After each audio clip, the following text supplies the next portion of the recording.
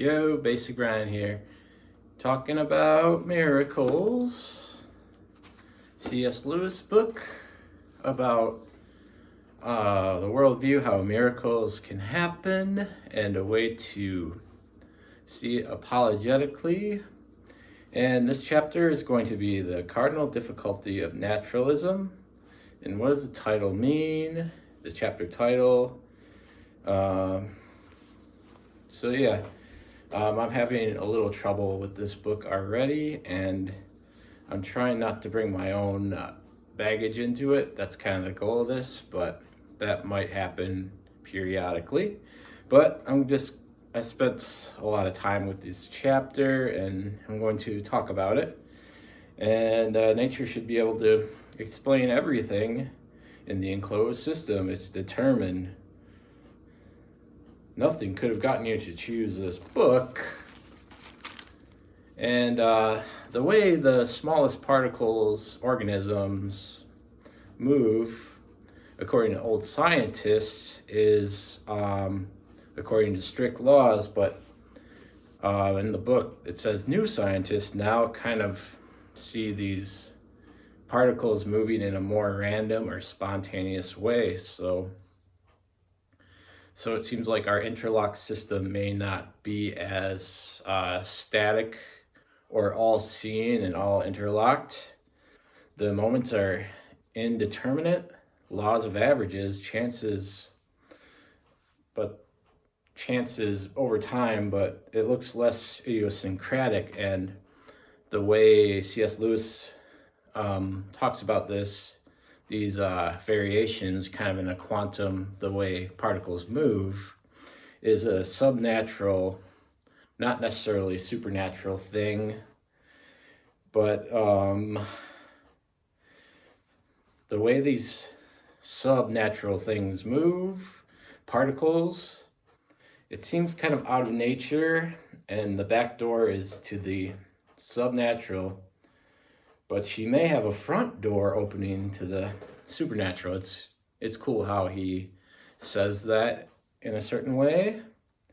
But talking about quantum particles and stuff, that is kind of, it's not quite C.S. Lewis's orientation.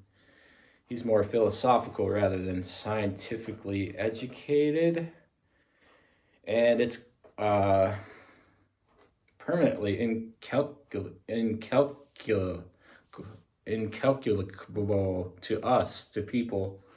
And the way scientists talk about how these particles move, they could change how this theory works as well. Laymen can hardly feel any certainty that new science developments may not tomorrow abolish this whole idea of lawless subnature. Everything we know beyond is inferred from our sensations, our senses. So there's a little inferences. It's not just directly sensing things. And there must be something other than myself, and it's systematic. And knowledge depends on the validity of our reasoning. It must be sense perceptions outside, but merely our feelings are not genuine insights beyond our brain or our feelings or pain and pleasure. But and then he goes into these two senses of because that are in naturalism and supernaturalism. That makes naturalism kind of disarm itself. The two senses of because are the relation of cause and effect, and the ground and consequent. So something we just know that it causes something else, or we can kind of infer it based on patterns that we've seen over time. That's the ground and consequent. And there's a logical relation between beliefs or associations. Thought can cause another, not by being, but by being seen to be a ground for. So we apprehend, grasp, know things And thinking itself and the cognition is an event in these senses of because.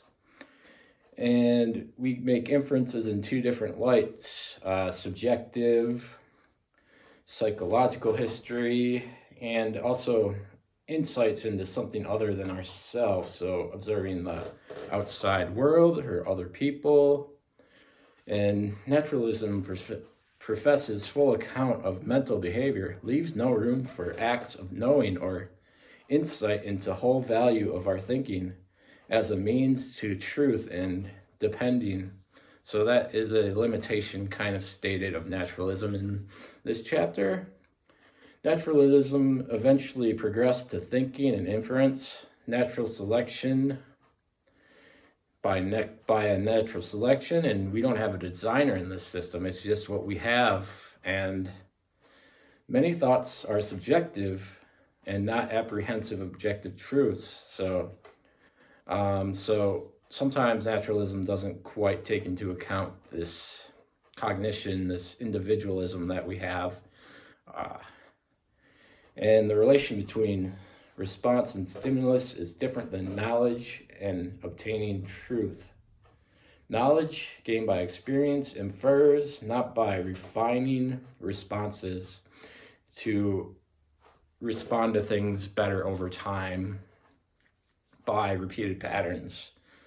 But it's more about method to achieving survival, and it's kind of an alternate to reason and experimenting. And we also have experience handed down by tradition and instruction to take into account. And inference that is not access to the rational. It's an expectation. It's kind of more animal-like than a rational behavior in an experimental setting with hypothesis. And he talks about tautology, completely and certainly no. And it graphs the system in entirety. The naturalist kind of thinks only in cause and effect terms and kind of neglects our propensity and our ability to make inferences and thinking, even though our thinking isn't always knowledge, it's more kind of feeling.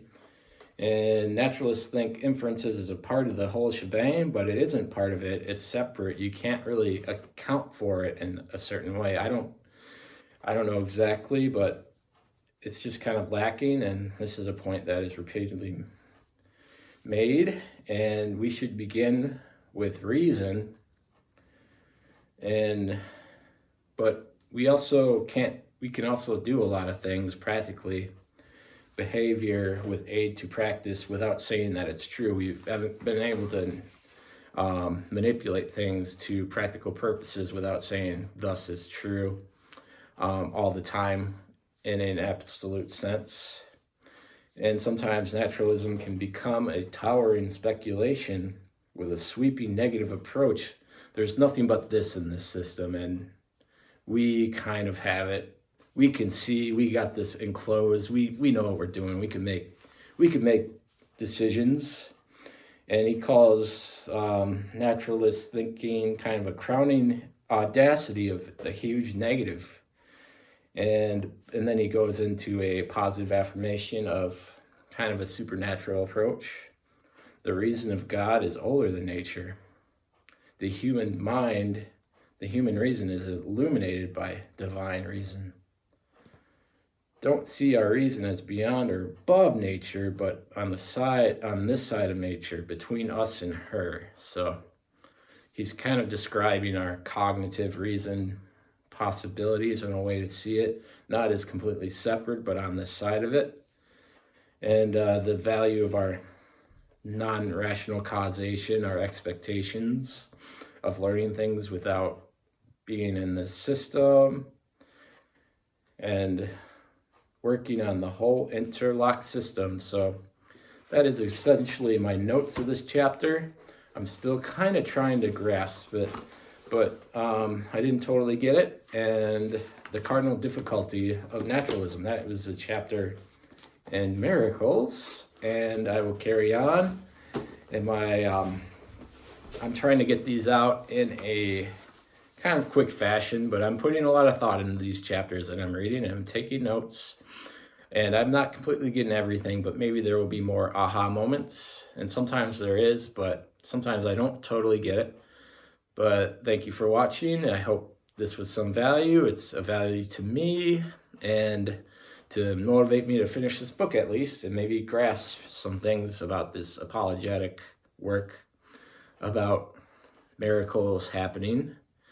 And that's all I got. Cheers.